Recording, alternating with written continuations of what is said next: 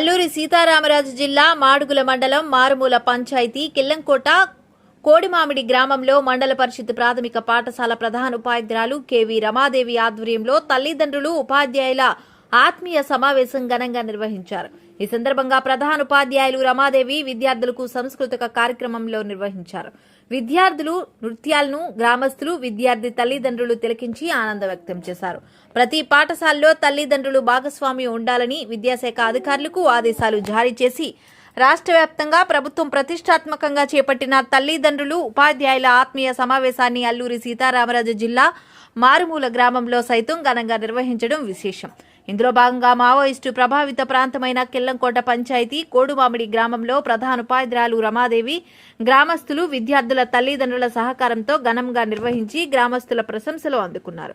ఈ కార్యక్రమంలో ముఖ్య అతిథులుగా గ్రామ సర్పంచ్ బుటారి ముత్యాలమ్మ, సిఆర్పి సన్యాసి దొర, సహ ఉపాధ్యాయులు M Bindu Madhavi, committee chairman, vice chairman, committee సభ్యులు, విద్యార్థి తల్లిదండ్రులు, గ్రామస్తులు అధిక సంఖ్యలో పాల్గొన్నారు.